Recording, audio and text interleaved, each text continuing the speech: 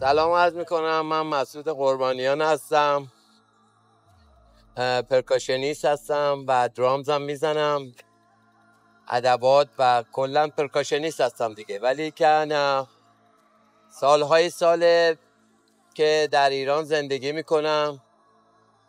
عرض به خدمت شما، خارج از ایران زندگی کردم، در آمریکا زندگی کردم، با خیلی خواننده‌های ایرانی ساز زدم، نوازندگی کردم، خیلی زحمت کشیدم تو جم سشنای آمریکایی. زیاد شرکت کردم در ونیس بیچ، لس آنجلس، و اینی که دوستای خوبی داشتم، هنرمندای خوبی داره لس آنجلس، ولی من با همه‌شون زیاد قاطی نبودم. یکی از دوستای خوبم آقای شاهرخ بود که به رحمت خدا رفت، و چند تا دیگه که به قول معروف آقای بیژن مرتضوی کار میکردم، با خیلی خواننده ها کار کردم دیگه. بخوام اسم ببرم، آقای شهرام شب‌پره، خانم لیلا فروهر و خیلی ها، خانم همیرا، کاباره تهران و خیلی زیاد.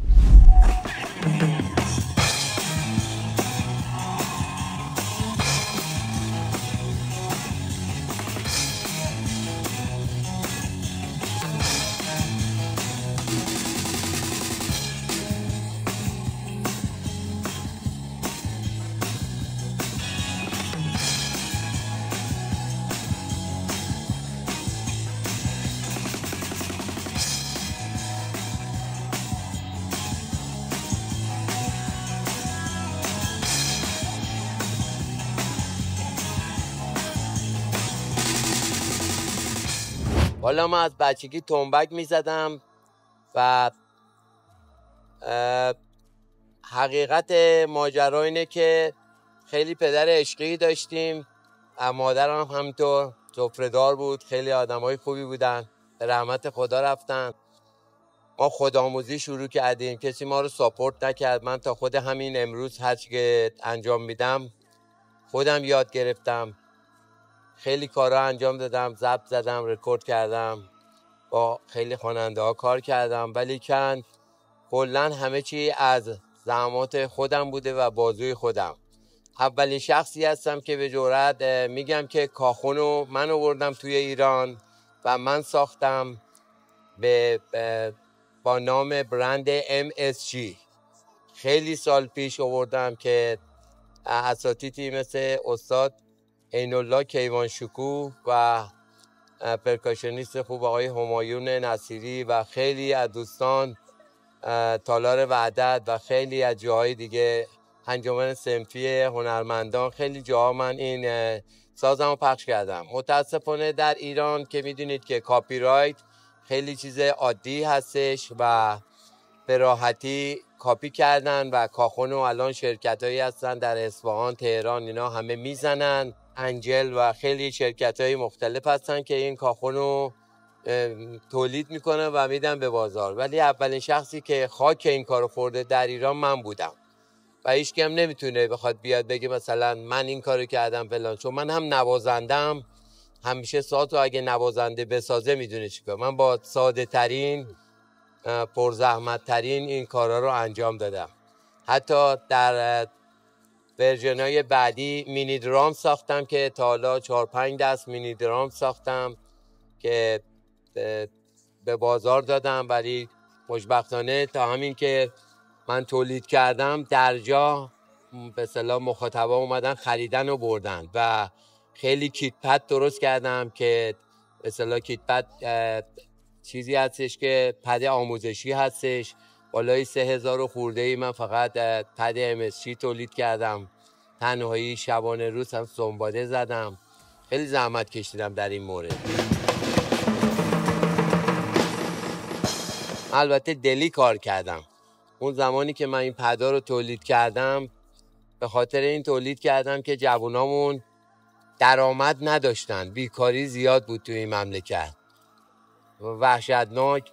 هیچ کسی نمیتونست، توان خرید نداشت. همه خانواده ها دوست داشتن بچه هاشون رو بفرستن ساز یاد بگیرن، یا مثلا من میپرسیدن آقا قربانی چجوری ما مثلا چه سازی رو انتخاب کنیم؟ گفتم ببینید شما باید ببینید که شما چی رو دوست دارید؟ هر کسی یه سازو دوست داره و علاقه داره که به قول معروف شروع کنه و استارت کنه، بزنه برای یادگیری. ولی عمده کار اینه که اول تمرین، دوم تمرین و سوم تمرین، همش تمرین. با تمرین میتونی شما به خیلی مرتبه ها دست پیدا کنی.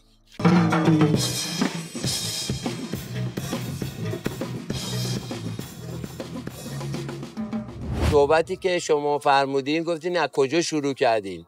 من نزدیک به 20 خورده سال هستش در ایران هستم و زمانی که اجرای خیابانی رو شروع کردم، چون در حد حرفه‌ای ساز می‌زدم، اومدم و گفتم تنها کاری که میتونم برای مردم بکنم، چون مردم ما تحت تاثیرات این بیماری قرار گرفته بودن، کرونا، و من حتی ویدیوهایی هم ارسال کردم تو فیسبوک گذاشتم که اولین اجرامو تو آریا شهر به من گفتن برای بچه‌های بی سرپرست میخوایم ما ساز بزنیم و پول جمع کنیم، که من رفتم شرکت کردم و اون مقدار درآمدی که داشتیم به اصطلاح تقدیم کردیم، البته جزئی بود ولی تقدیم کردیم به توانبخشی‌ها و اینجور مسائل. و از اونجا خیلی علاقه‌مند شدم، دیدم که مردممون خیلی رعب و وحشت درونشون هست برای کرونا، چون بیماری بدی بود و خیلی ها رو از بین برد.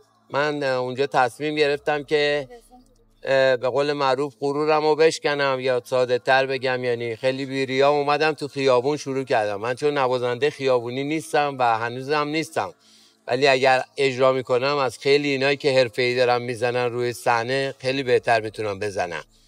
چون جنبرم من تو خود آمریکا، حتی آمریکایی‌ها من آوردم توی ایرانیا، که آقای خواننده پیروز خونده بود جنبه ساز من، اینا رو من میزدم. البته یه دوستی هم دارم آقای رونیک، اونم سال اونجا، الان انشالله که موفق باشن، شونم زحمت کشیده بود. منتها در خارج از کشور زحمات زیاد دیده نمیشه، همچنین که در همین ایران هم زیاد دیده نمیشه، چون مردممون بنده خدا زیاد موسیقی نمیدونن و یه تعداد خاصی میدونن، زیاد موسیقی گوش نمیدن، یا اگرم گوش بدن بیشتر سنتی گوش میدن، از اینجور مسائلا. با موسیقی زندگی میکنم، عاشق ساز زدنم، انرژیم به اندازه‌ایه که میتونم به جرئت بگم که کمتر نوازنده‌ای میتونه با من رقابت کنه که ساز بزنه. من مثلا ساعت 4 بعد از ظهر نشستم روی صندلی پلاستیکی، حتی آبم نخوردم تا ساعت 12 شب در خیابان فردوسی چرم تمدن مثلا ساز زدم. من این مدت زمان و نان استاپ من ساز زدم. من انرژیم فوق‌العاده است، هم ورزشکارم، هم کارهای سیرکی میکنم، کوچکترین سه چرخه دنیا رو سوار میشم، استیل سوار میشم، پای بلند و کارهای آکروبات انجام میدم. بعد خدمت شما کلا آدم اکتیوی هستم، پر انرژی، و سعی میکنم دیگه حالا هر چی سنم میره بالاتر از این انرژی مثبت استفاده کنم.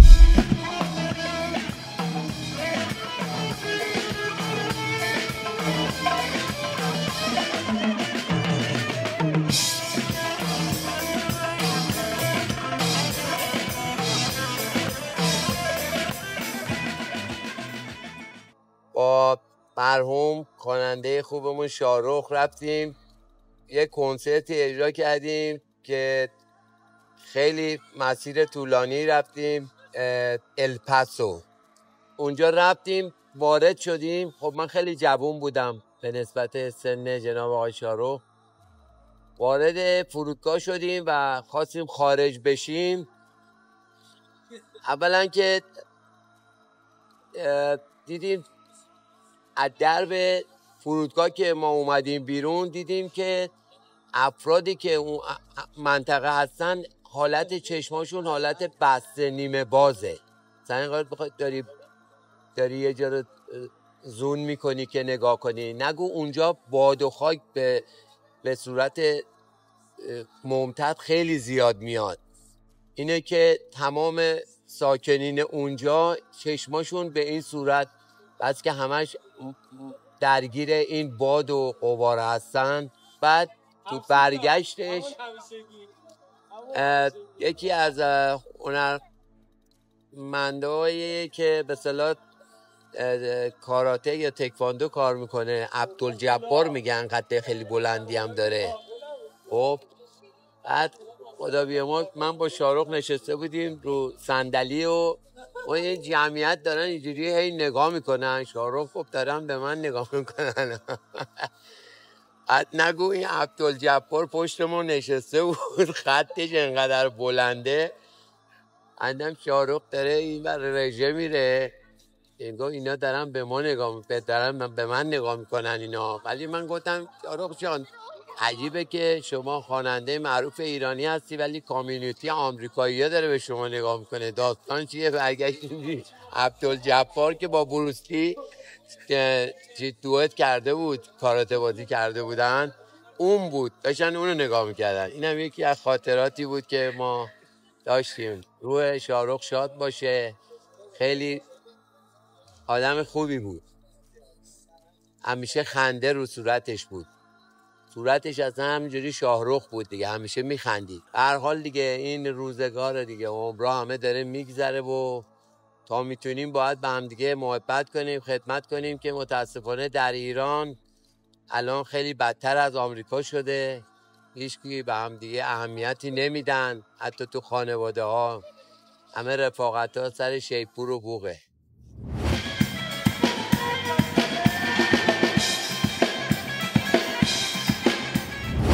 من والا هر سال می اومدم، بعضی وقتا یک بار، بعضی وقتا 2-3 بار. اولی بار 12 سال یه ضرب نیومدم، بعد 12 سال میرفتم می اومدم، هر 3 ماه می اومدم. هم خیلی علاقه من بودم، عاطفی دیگه، وابستگی به پدر و مادرم داشتم که اومدیم و اونام به رحمت خدا رفتن و ما اینجا ساکن شدیم.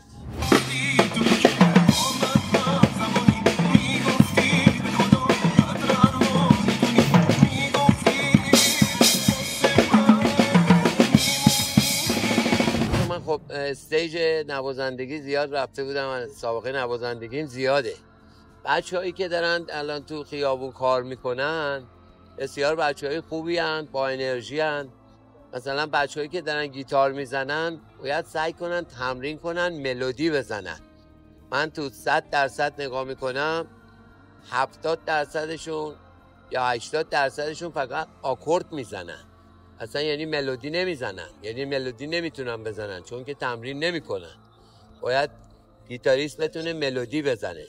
البته داریم که خیلی از شاگردایی که اردشیر فرح الان اونجا داره فعالیت میکنه، بچه‌های با استعداد هستن، همه دارن ملودیای خیلی خوب میزنن، عالی عالی، فوق‌العاده، نیروهای جوون با استعداد در همه سبکا دارن میزنن.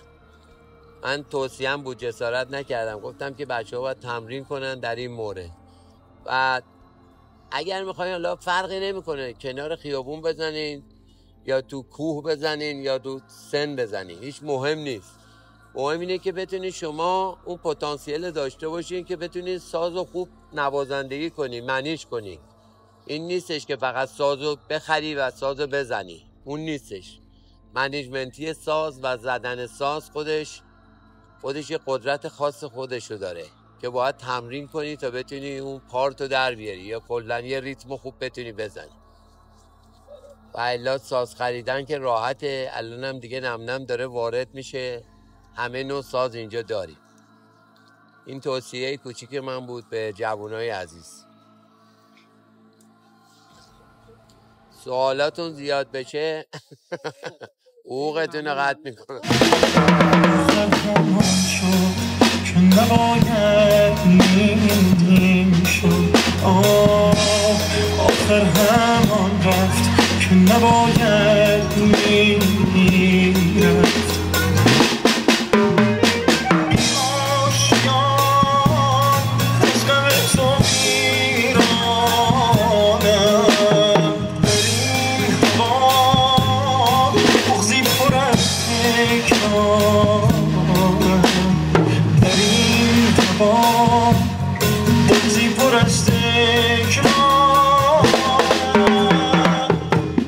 آرام جانم میرود از سینه جانم میبرد آتش و خاطر شدم آخر نماندی باران عذابم میدهد دردام عذاب میدهد از ما تنها تر شدم آخر نماندی